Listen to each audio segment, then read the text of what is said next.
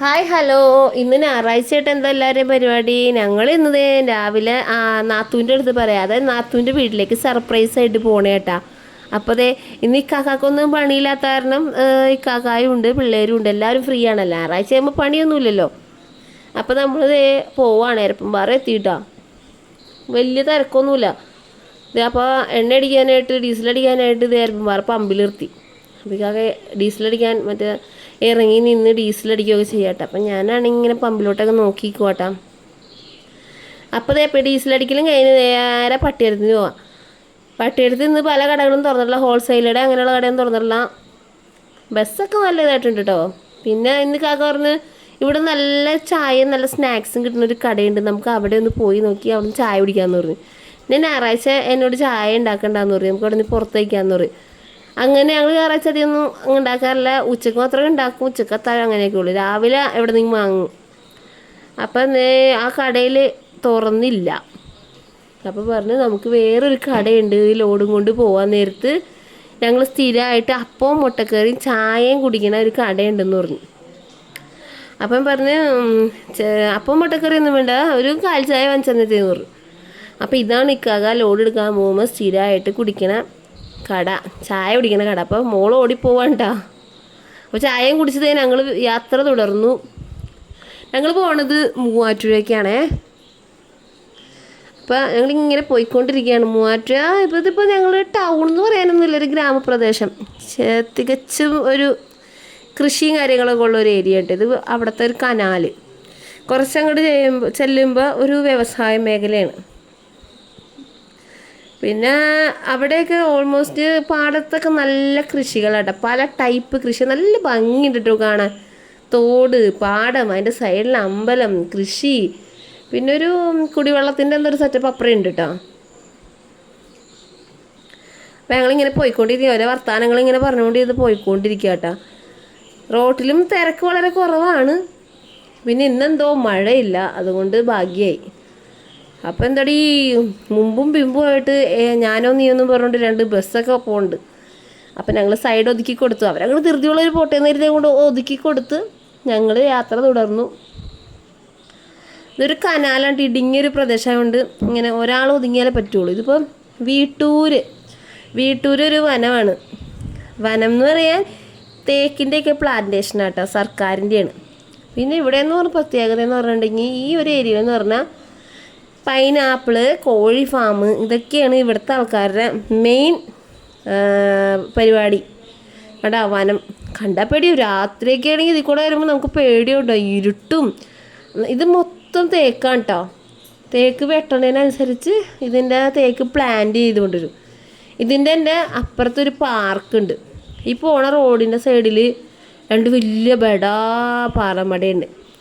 ഇവിടെ നിന്ന് അങ്ങോട്ട് താഴത്തേക്ക് ചെല്ലുമ്പോൾ നല്ല രസമായിട്ട് കാണാനായിട്ട്. കൃഷി സ്ഥലങ്ങളാണ്, കൊക്കോ, പിന്നെ എന്താ ജാതിയല്ല, കൊക്കോ, പിന്നെ റംബൂട്ടാൻ, കവുങ്ങ്, പിന്നെ റബ്ബർ, ഇതൊക്കെ കേട്ടാ. ഇത് കുറേ സ്ഥലത്തേക്ക് ഇങ്ങനെ കൃഷിയാണ്. നമ്മൾ പോണത് പേഴക്കാപ്പള്ളി എന്ന് പറഞ്ഞ സ്ഥലത്തേക്കാണ്. അവിടെയാണ് നാത്തൂൻ്റെ വീട് കേട്ടാ. ഞങ്ങൾ സർപ്രൈസായിട്ട് പോണ കാരണം ഒന്നും പറഞ്ഞിട്ടൊന്നുമില്ല.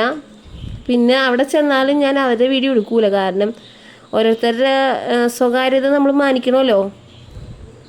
പിന്നെ അവിടെയാണെങ്കിൽ നാത്തൂനും മോള് പ്രസവിച്ചെടുക്കണ കാരണം ആ വീട്ടിൽ നിന്ന് ആരെങ്കിലുമൊക്കെ വന്നിട്ടുണ്ടെങ്കിൽ അവർക്കും ഒരു ബുദ്ധിമുട്ടാവുമല്ലോ. ഇപ്പം നമ്മൾ പോയി ഇത് MC റോഡ് എത്തിയിട്ടാണ്. ഇന്ന് സ്വതവേ റോഡിൽ വലിയ തിരക്കൊന്നുമില്ല.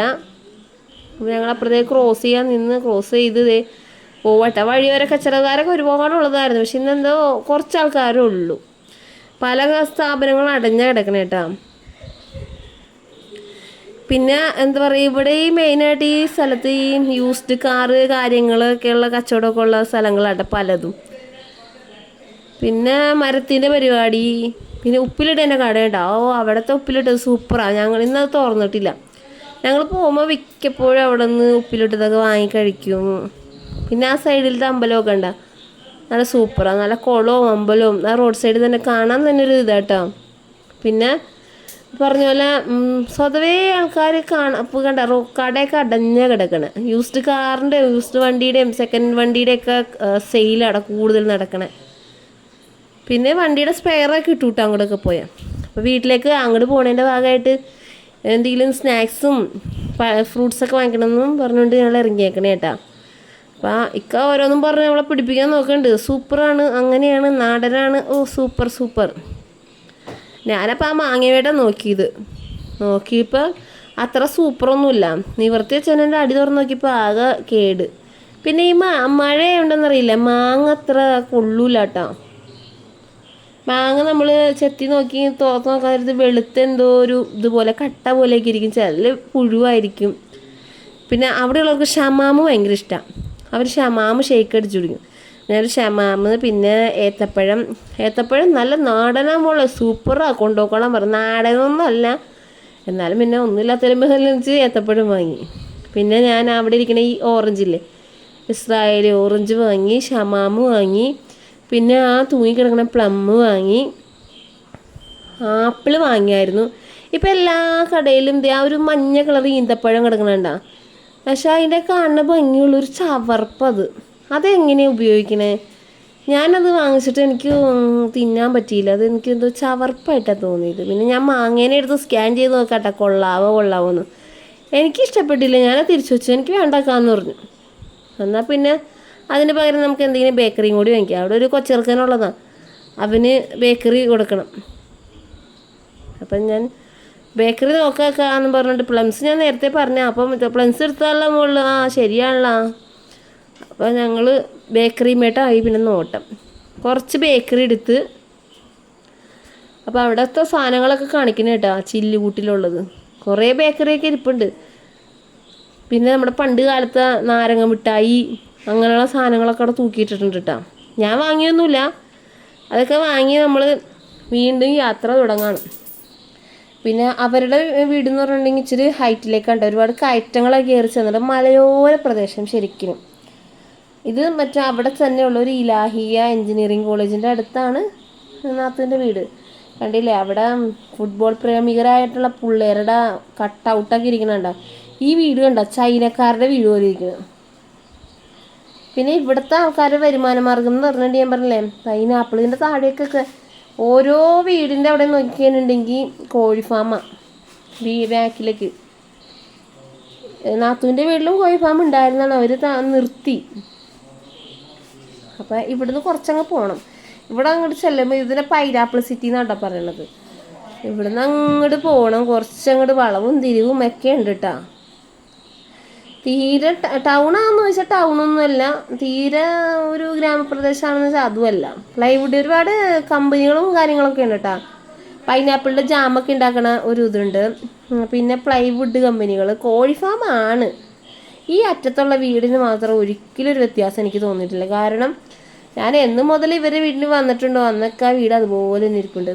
ഈ ചുമന്ന മണ്ണൊക്കെ വെച്ച് ഇങ്ങനെ പൊത്തി വെച്ചിട്ടുള്ള വീട്. ഈ റോഡ് അങ്ങറ്റത്തേക്ക് ചെന്നിട്ട് മേളിലേക്കൊരു കയറ്റമുണ്ട്.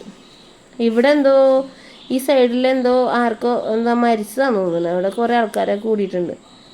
ഈ റോഡ് അങ്ങ് താഴത്തേക്ക് ചെന്നിട്ട് വളവുണ്ട്, ആ വളവിൻ്റെ കയറ്റം കയറിയാണ് ഈ പോണത്. ഈ കയറ്റം കയറിയിട്ട് കുത്തനൊരിറക്കം.